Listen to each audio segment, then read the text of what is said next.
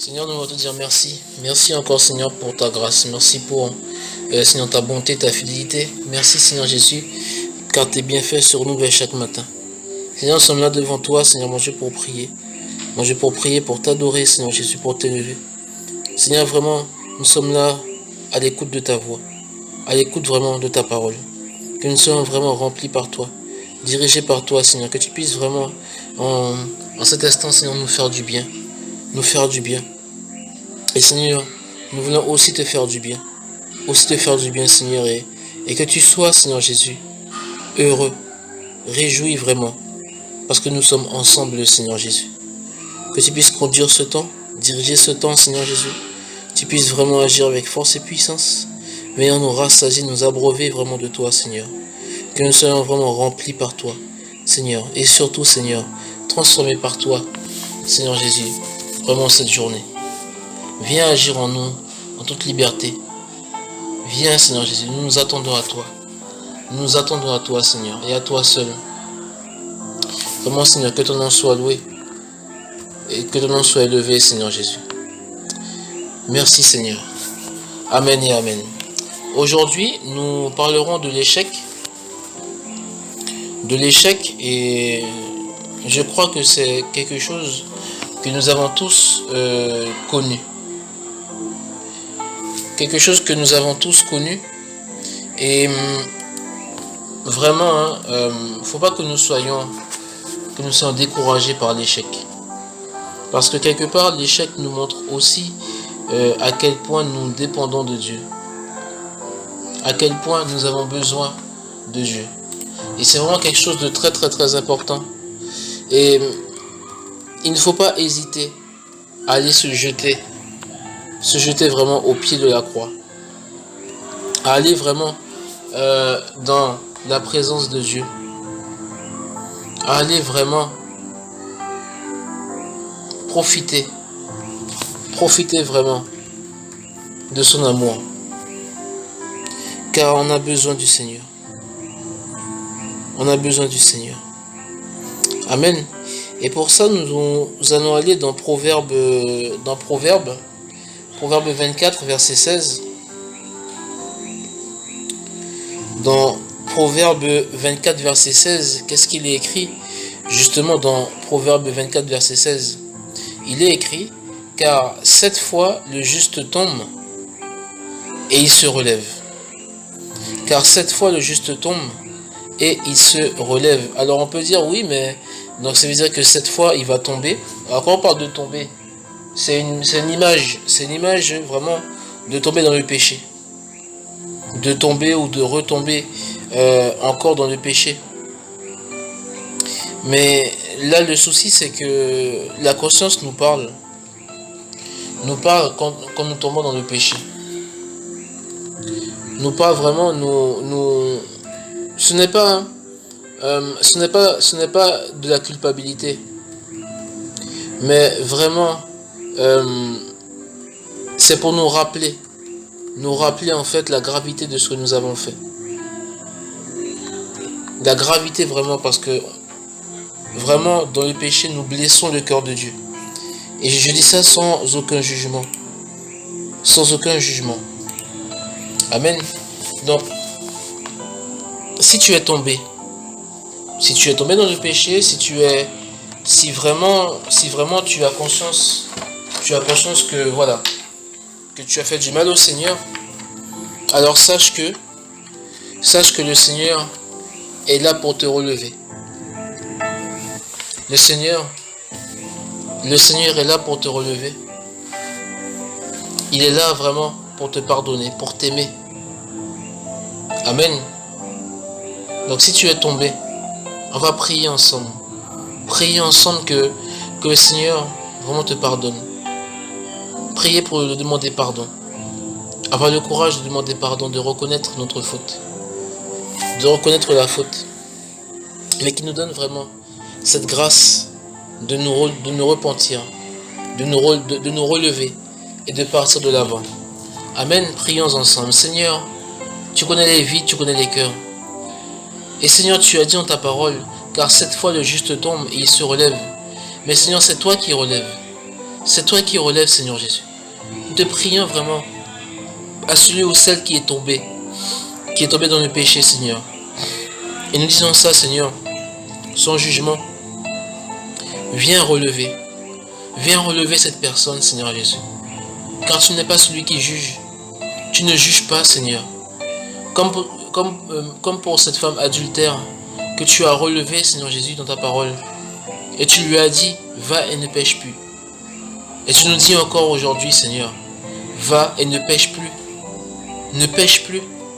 C'est ce que tu nous dis, Seigneur.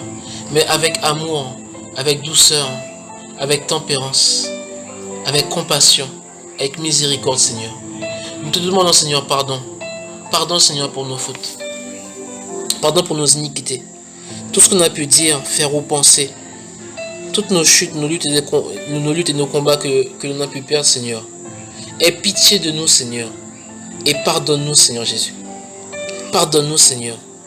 Viens nous laver. Viens nous purifier, Seigneur Jésus. Vraiment, de ton sang. Que ton sang, vraiment, Seigneur, viens enlever ces souillures sur nous et en nous, Seigneur. Que ton nom soit loué, Seigneur. Que ton nom soit élevé. Car tu es bon, tu es excellent, Seigneur Jésus. Tu es parfait. Tu es juste, Seigneur, dans toutes tes voies. Dans tout ce que tu dis, dans tout ce que tu fais.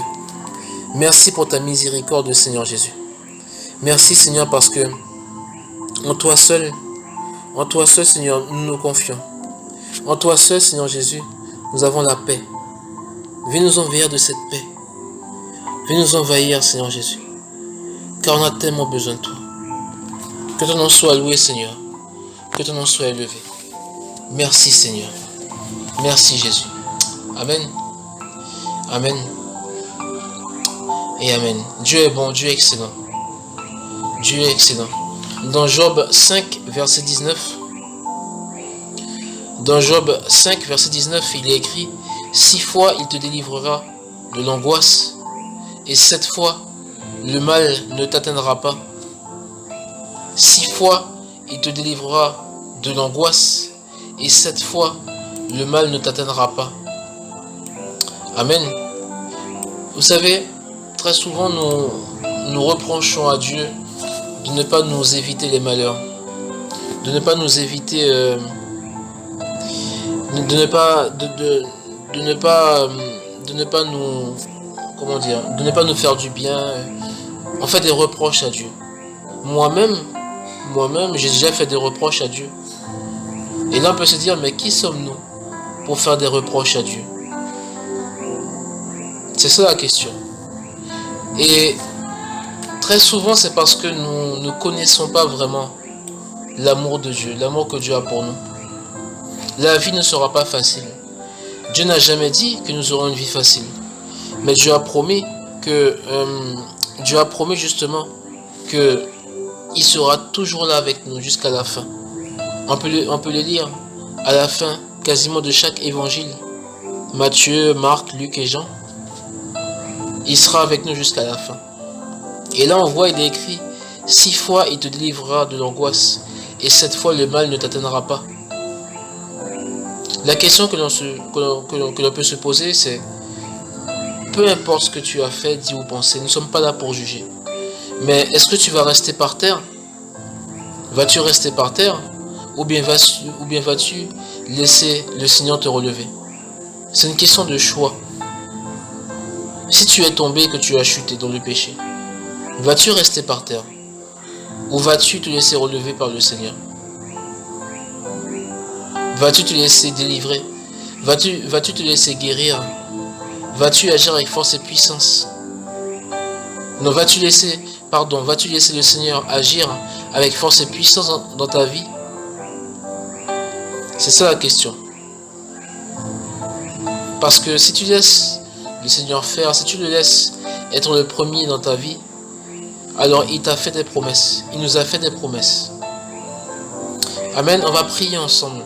Si tu es angoissé, si tu es dans une situation vraiment qui te semble impossible à gérer, si vraiment tu te sens accablé, fatigué par le poids de la vie, par par les difficultés, les luttes et les combats. Si vraiment tu te sens au bout du rouleau, on va prier ensemble, on va crier à Dieu ensemble. Que Dieu intervienne, qu'il pose sa main et surtout qu'il nous donne sa paix. Une paix vraiment qui surpasse toute intelligence et qui garde nos cœurs et nos pensées en lui. Prions ensemble. Seigneur, tu vois nos vies, tu vois nos luttes, nos combats, tu vois nos difficultés, tu vois vraiment les choses qui ressemblent à des géants, à des Goliaths, Seigneur. Et tu nous demandes simplement de croire comme David, par la foi, de prier par la foi, d'aller vraiment, de lutter vraiment dans la prière par la foi, car tu as dit que c'est toi qui combattras pour nous. L'Éternel combattra pour nous. Le Dieu de l'univers, celui qui a créé ce monde, combattra pour nous. Seigneur, vraiment nous déposons nos luttes, nos combats, nos fardeaux, nos difficultés, tout ce qui nous afflige, nous les déposons à tes pieds, Seigneur. Nous les déposons, car tu nous demandes vraiment de délaisser nos fardeaux, de te laisser ce qui nous pèse, ce qui nous attriste, ce qui nous afflige, et de croire, Seigneur, que tu vas faire. Accorde-nous ta paix, vraiment, Seigneur, s'il te plaît, une paix qui surpasse toute intelligence et qui garde nos cœurs et nos pensées en toi, Seigneur. Viens nous délivrer vraiment de ce qui nous tient. Viens nous délivrer de tout esprit méchant, de tout esprit mauvais. Viens délivrer, Seigneur. Prions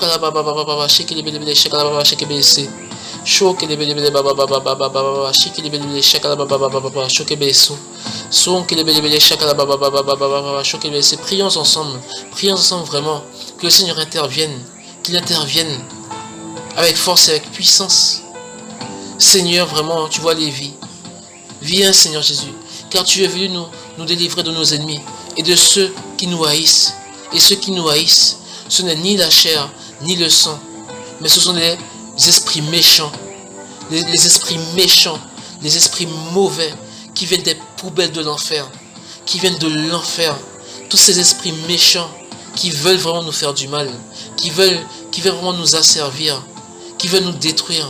Mais Seigneur, tu es celui qui nous délivre, tu es celui qui nous garde, tu es un bouclier pour nous, tu es une forteresse, tu es celui vraiment qui pose sa main sur nous. Vraiment, Seigneur, laisse-nous être à l'abri de tes ailes. Sois pour nous un refuge, un abri, Seigneur Jésus. Contre toutes ces flèches de l'ennemi, contre tous ces esprits méchants, qui soient liés dans le nom de Jésus-Christ. Peu importe ce que c'est, tout esprit impur, tout esprit d'impudicité, tout esprit d'alcoolisme, tout esprit et tout esprit mauvais, tout esprit de mensonge, tout esprit vraiment mensonger, tout esprit vraiment horrible soit lié dans le nom de Jésus-Christ. Et Seigneur, vraiment nous te demandons ta paix, que nous soyons libres en toi, Seigneur Jésus. Libre en toi, Seigneur. Que ton nom soit loué, que ton nom soit élevé, Seigneur. Merci pour ta grâce. Merci pour tout. Merci, mon Dieu. Amen. Amen et amen. Maintenant, on va prier. On va prier. Mais d'abord, on va prendre un passage dans Psaume 34, verset 19. Dans Psaume 34, verset 19. Qu'est-ce qu'il est écrit dans Psaume 34, verset 19? Il est écrit: le malheur atteint souvent le juste, mais l'Éternel l'en délivre toujours. Le malheur atteint souvent le juste, mais l'Éternel l'en délivre toujours. Amen. C'est une parole merveilleuse, une parole tellement vraie. Et quand on lit ce passage, il fait surtout référence à Jésus. À Jésus. Parce qu'on voit dans la suite, il garde tous ses os, aucun d'eux n'est brisé. Souvenons-nous vraiment sur la croix que les os de Jésus n'ont pas été brisés. Mais ce passage est aussi pour nous. Car il est écrit: le malheur atteint souvent le juste, mais l'Éternel l'en délivre toujours. C'est pour appuyer la prière que nous avons faite tout à l'heure là. Parce que l'Éternel délivre toujours le malheureux. Délivre toujours celui qui est accablé, qui crie à lui. Parce que Dieu est un Dieu libérateur. On l'a dit, il est venu nous libérer de nos ennemis et de ceux qui nous haïssent. Amen. Et ceux qui nous haïssent, ce sont les esprits méchants, les esprits mauvais, qui viennent des poubelles de l'enfer, qui viennent des décharges de l'enfer. Ce sont eux qui nous haïssent. Et ils nous haïssent. Ils nous haïssent. Et ils veulent vraiment nous tenir au travers du péché, au travers des choses qui déplaisent à Dieu. Vraiment, continue de prier. Continuons de prier vraiment et de rechercher la face de Dieu. Amen. C'est quelque chose vraiment d'extrêmement important. D'extrêmement important. Amen. Dans Psaume 37, verset 24, il est écrit, dans Psaume 37, verset 4, il est écrit, car l'Éternel lui prend par la main. On peut lire plus haut, au verset 23, on peut aller jusqu'au verset 24. Dans Psaume 37, il est écrit, l'Éternel affermit les pas de l'homme, et il prend plaisir à sa voix. Et il prend plaisir à sa voix. S'il tombe, il n'est pas terrassé, car l'Éternel lui prend par la main. Si vraiment tu as à cœur de marcher droit devant Dieu, peu importe tes luttes, tes combats, tes difficultés, tes chutes, si tu as à cœur vraiment de marcher droit devant Dieu, parce que Dieu regarde au cœur, il y a des choix à faire, mais Dieu d'abord regarde au cœur, car il est écrit, si le juste tombe, il n'est pas terrassé, car l'Éternel lui prend par la main. Laisse-toi prendre par la main. Prions que tu puisses laisser le Seigneur te prendre par la main, qu'il puisse guider ta vie, même si toi tu ne sais pas où tu vas, mais qu'il puisse guider ta vie. Laisse-le guider ta vie, laisse-le diriger ta vie, parce que lui il sait ce qui est bon pour toi et pour moi. Amen. Prions ensemble. Seigneur, tu vois les cœurs, Seigneur mon Dieu. Beaucoup vraiment ont une certaine peur, une crainte de toi, Seigneur, alors que toi tu ne veux pas qu'on ait peur de toi, mais que l'on te fasse confiance, Seigneur. Pour tous ceux et celles qui ont du mal, Seigneur, à se laisser prendre par la main, viens les convaincre de ton esprit. Saint-Esprit, viens les convaincre pleinement de la nécessité de la parole, de lire la parole. Saint-Esprit, viens agir dans leur cœur, dans leur vie, Saint-Esprit, et attire-les vers l'Éternel. Attire-les vers le Père, Saint-Esprit, je t'en prie dans le nom de Jésus-Christ. Que nous soyons vraiment, mais vraiment, confiants envers l'Éternel, au point de lui donner notre main. Saint-Esprit, viens nous donner la force, la capacité de donner notre main au Seigneur, qu'il puisse la prendre par la main. Seigneur, prends nos mains, Seigneur, prends-nous par la main et montre-nous la voie. Dirige nos pas, dirige nos vies, Seigneur Jésus, s'il te plaît, Seigneur, car toi seul sais ce qui est bon pour nous. Toi seul le sais, Seigneur Jésus. Que ton nom soit loué, Seigneur, que ton nom soit élevé. Merci, Seigneur. Amen. Dans Hébreux 10,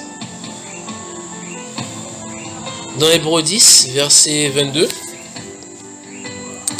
dans Hébreux 10, verset 22, qu'est-ce qu'il est écrit dans Hébreux 10, verset 22? Il est écrit, approchons-nous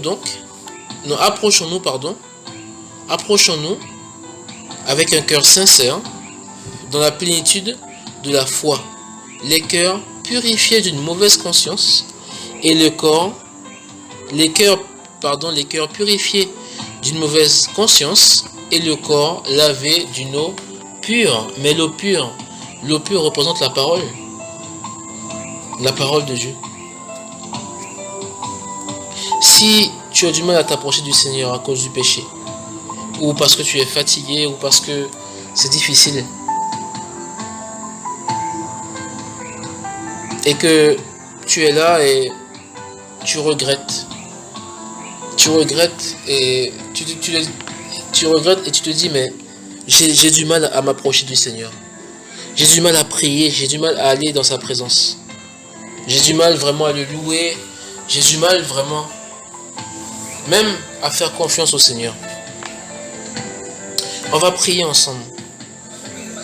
en signe de foi, pose ta main sur ton cœur. Pose ta main sur ton cœur. On va prier ensemble. Prier ensemble. Pour que le Seigneur vienne purifier nos consciences. Et qu'il vienne nous laver de cette eau pure. Prions ensemble. Et si tu désires vraiment te rapprocher du Seigneur, si tu veux vraiment apprendre à connaître l'Éternel davantage, on va prier ensemble. Pose la main sur ton cœur. On va prier ensemble. Seigneur, tu vas les mains posées sur les cœurs, en signe de foi et de reconnaissance. Nous reconnaissons, Seigneur, que nous dépendons de toi. Seigneur, tu es notre raison de vivre, notre raison d'être, notre raison d'espérer. S'il te plaît, Seigneur, viens laver notre conscience. Viens purifier nos consciences, Seigneur. Que de par cette eau pure que tu es, car tu es la parole de Dieu, Seigneur, viens laver nos corps de toute souillure, quelle qu'elle soit, de toute tâche du péché, quelle qu'elle soit.